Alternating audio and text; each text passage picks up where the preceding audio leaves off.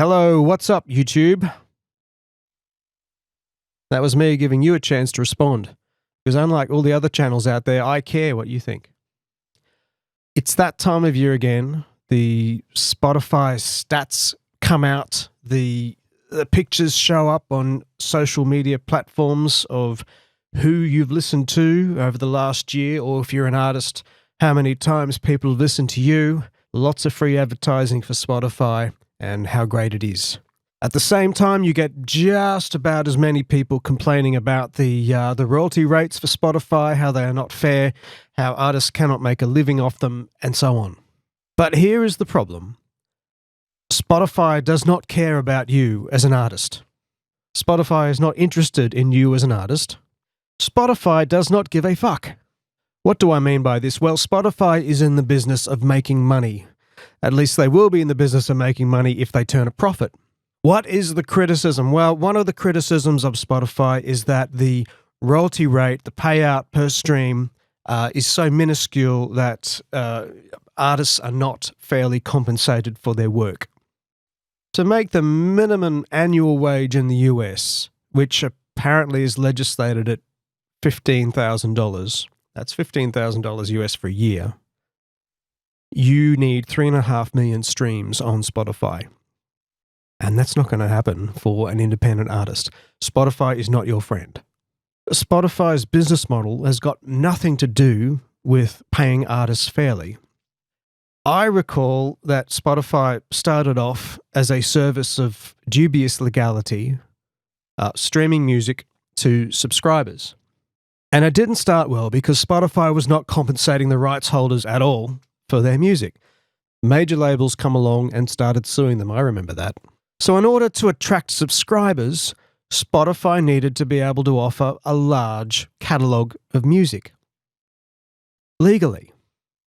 So what did they have to do? They had to get in bed with the major labels. Why the major labels? Because they control the majority of popular music that people are going to want to hear on a streaming service. And then somehow eventually they all came to an agreement that would allow Spotify to stream their catalogs. How did they do this? By paying the major labels a fair amount of money? No, they made the major labels shareholders. 18% of Spotify shares are owned by the major labels. Major labels are getting the dividends, the kickbacks, whatever, from Spotify as a major shareholder outside of the revenue stream for starters. Spotify argues that it returns 70% of its revenue to the rights holders. The majority of music streamed over Spotify is the stuff owned by the major labels. So the majority of that revenue is going to the major labels. The majors control how that money gets distributed to its artists. If it does at all, who knows? And that leaves this little chunk of revenue available to independent artists or small labels. As an independent artist, you are already way behind as far as that percentage of that total revenue available to you. If you're an independent artist, Spotify is not your friend.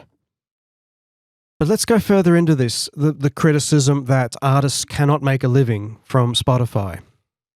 Spotify is not in the business of paying artists. Spotify is not in the business of trying to give artists any living wage whatsoever.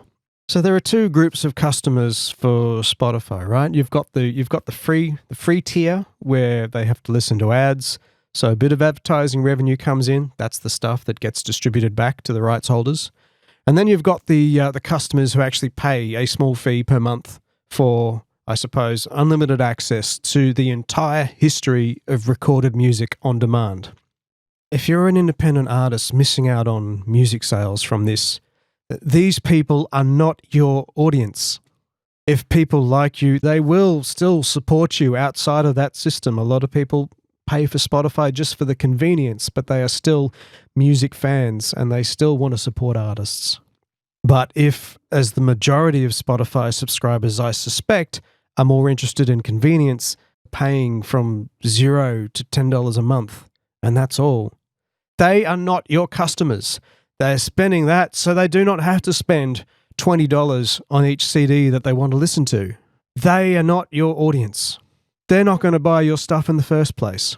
You are not going to miss out on a sale because a casual listener can hear your song for free occasionally. So, why do we put our music up on Spotify then? Well, I can think of two possible reasons now. The first one is that magic word, exposure. The feeling that if your music is not available on Spotify, you will miss out on that chance to be heard. Well, I don't know of any small-time musician who's made it big suddenly just from Spotify streaming numbers. Well, what about playlists?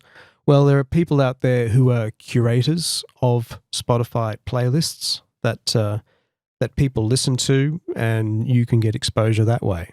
If you're a musician, you've seen all the ads come up on your social media feed of all these promotion companies where you will give them an amount of money. Essentially, what they will do is send your music to the playlist curators for consideration to be added into their playlist. It's no guarantee of being played, no guarantee of being added. There's no guarantee of making any income. This is a cottage industry that's struck up that somehow seems to be working, and the terms are even worse than payola was on radio. But I digress.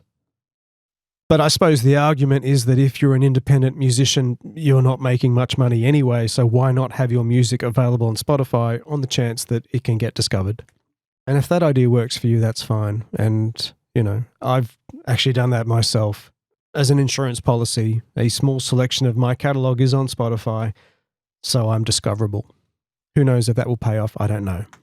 And if that's the case, you're not really in a position to complain about the unfair Spotify royalty rates because you've voluntarily made your music available there. But then we get to the problem of ego. And obviously, if you're a musician or an artist, you've got that level of ego where you want people to see how clever you are. And if someone offers you exposure, but no money, you're still inclined to take it. Why? Because you'll get to show off. So musicians are already a preyed upon class where everyone else in the chain will make money except for the creatives. And on Spotify, you get the chance, apparently, to be on an even level, an even playing field with all of your favorite classic artists out there, all the famous ones, the ones that influenced you. You can be on a Spotify playlist with them, side by side, show your friends, hey, look at this. And it feeds your ego and it somehow enables you to make stupid financial decisions.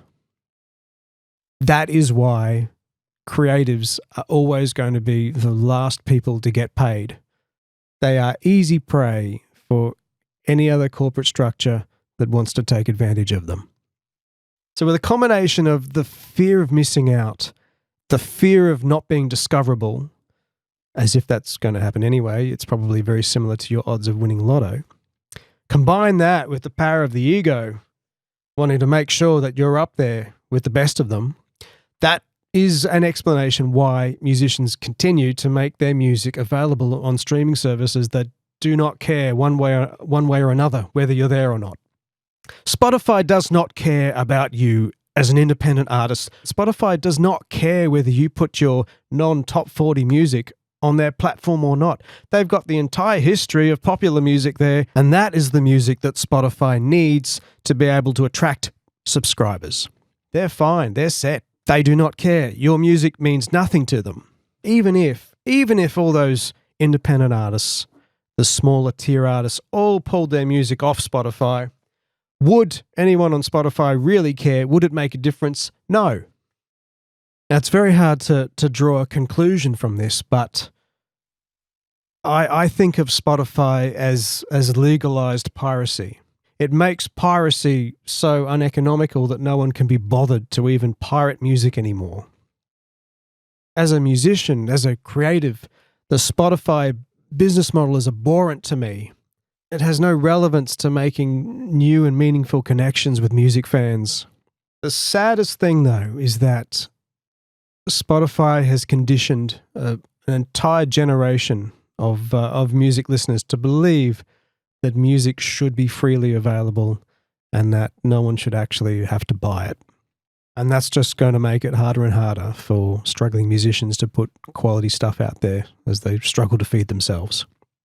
But if you've got an ego and you've got that desire to create, you are going to create anyway as an artist, whether or not you get paid, even in the face of this adversity, because that is what we do. And you are going to allow yourself to get taken advantage of by corporate structures. And we will continue to get paid last. We will continue to prop up an entire ecosystem of corporate structures that feed off that. And we will continue to complain. So if you're a struggling musician, by all means, blame Spotify, blame the major record labels for selling out and essentially presuming that their entire catalogue of music is virtually worthless. Spotify is just a sideshow game to the major labels where they can throw their entire catalogue of music out there, making it available to streaming and make a little bit of money on the side while the rest of the music business burns around them. And they've sealed their own fate, and they've sealed the fate of popular music in the future. Spotify is just a symptom of a bigger problem of where we've got to today, where artists will not make money anymore. And as much as I wished otherwise, nobody owes us a living. There's no happy ending for this rant.